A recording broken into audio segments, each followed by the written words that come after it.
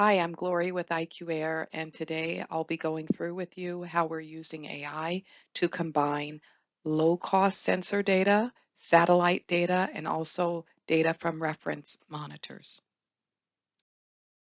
At IQAir, our mission is to bring real-time data to people everywhere.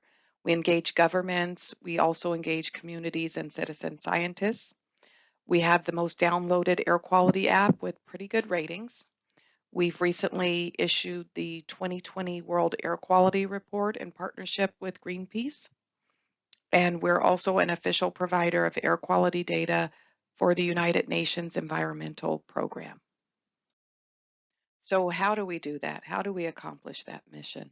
We provide data, and our goal is that our data is reliable and that it's accurate. We also want to provide context for the data and make it as visually appealing as possible. And this is so that people can digest and process the air quality data that they're getting from us better. Another example, how do we do that? We do that by showing pollution in terms of a layer, providing a layer and flow for pollution. We also have another layer that we use to show fires as well. We do that within our air quality app. It's called AirVisual, and we also provide some good tips or recommendations for air quality. So what are some of our challenges in providing air quality data? We do have challenges with regards to using satellite imagery and modeling. Modeling works well within Europe. However, when we take that modeling and we apply it in Asia, we find that it's very inaccurate at determining the air quality. Also, with regards to column measurements, there is a big difference between what people are breathing at the ground level to the end of the column at the top of our atmosphere. So therefore, it is hard to provide people with accurate readings at ground level just due to the distance of the column. That's a tough one. Also, pollution composition makes it a little bit more difficult as well with regards to air quality data and providing accurate information. When we're looking at satellite imagery and using modeling, it's very difficult to give folks real-time data. We especially saw this at the time of wildfires when some sensors actually were overloaded and went out. We noticed because the way that our AirVisual platform works, when we don't have real-time sensor data, we replace that data with modeling. And we found that in those particular critical situations, modeling data was very inaccurate. Let's continue with more air quality challenges. We do have challenges with regards to low-cost sensors. What's great about it is that they do provide real-time data, but real-time data means that it's literally real-time. It could be as real-time as every 2 minutes, which means that someone or some sort of exposure or smoke that's emitted very close to the sensor can affect and create an outlier. That's the reason why over an hour, we collect the air quality data and provide every hour an average of that particular sensor, that location. Then with regards to accuracy, there are also some challenges. When it comes to humidity, we found that humidity will overshoot in terms of the AQI and in terms of concentration of PM 2.5. We've also seen that particle composition, that the composition of pollution will also affect whether or not the sensor will give an accurate reading. So these are some of the challenges that come along with using low-cost sensors, and we do make these corrections for low-cost sensor using using AI on these different parameters and eliminate outliers as well. That's very important. Let's talk about some other challenges for reference monitors, for reference sensors. They're highly accurate, which is great. They are definitely the gold standard. Um, Sometimes there are issues in providing real-time data, which can be problematic, especially during events where there is a lot of PM emitted, such as wildfires. We found that there are challenges in those types of situations. Because they're also so expensive, they're limited in terms of how many monitors, in terms of density in sensors. How dense is the sensor network? So that's also limiting just due to the cost point. So how do we put our platform to work with machine learning? We've taken 6 years worth of air quality data and we analyze that, and we notice that there are certain patterns that exist. We look at satellite data, weather data, fire data, and this has been able to give us a pretty good platform in terms of how we organize, how we are organizing and looking at the data.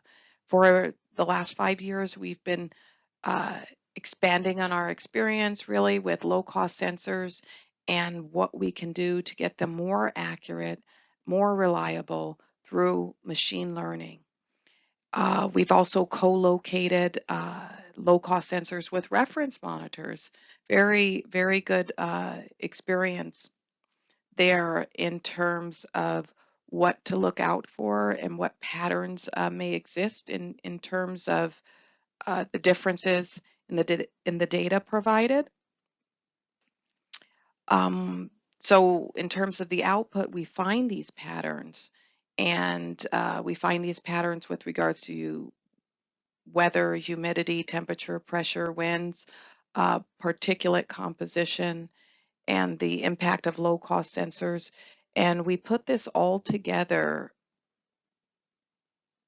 with machine learning to provide a platform that validates sensor data, that calibrates low-cost sensors, adjusting satellite data, and computing forecasts for up to 7 days. So our goal is that we make air quality data more understandable.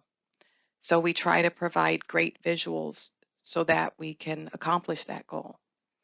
We have an app, Air Quality Map, that shows and outlines with different layers, um, basically air quality, wind, also fires as well. We have another app, it's called AirVisual Earth, and AirVisual Earth really gives people a good tactile tool. And the goal really of AirVisual Earth is to show how we're really within one sort of atmospheric envelope, and how basically you can look at different parts of the world and you can see the different pollution on a pretty fine level. We try to provide high accuracy for air quality data, and we do this for millions of people globally. So what are some of our learnings? We've learned that low-cost sensors not only need to be validated, but also need to be calibrated based on several different parameters: the pollution composition, humidity, temperature. We've also found that government sensors also need to be validated. It's best not to calibrate them, but government sensors also do need to be validated. Satellite data and modeling are basically models, and they do not reliably match what people are breathing on ground level. So there is really some work that needs to be done with regards to modeling and using satellite data. So, what are some remaining challenges for us? We see that ground sensors are really necessary if we want to have good, reliable data.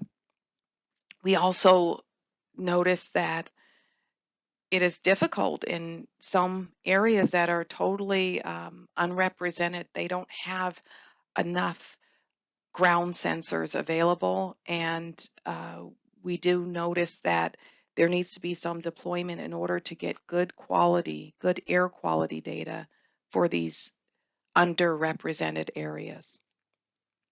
We also see government sensors are not always updating in real time, and so that makes things a little bit difficult when we are trying to give people real-time data. Um, it's also inconsistent with real-time data from low-cost sensors. Sometimes people ask, why is this particular monitor, why is this sensor reading this and this other sensor is reading that? So we do see that there are differences there. There are many populations globally that lack real-time air quality data, and it's this real-time data that is able to help folks safeguard their health, and that's very important. The underlying message is they want to not know a year later whether or not we met the Clean Air Act. They want to know beforehand. They want to know, should I exercise outside or not today?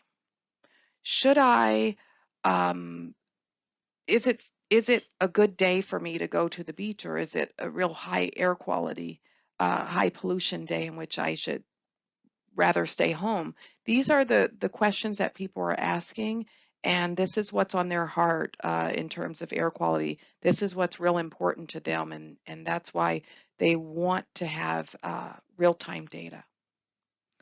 Thank you so much for listening. Appreciate it. And we'll talk a little bit more in the breakout session.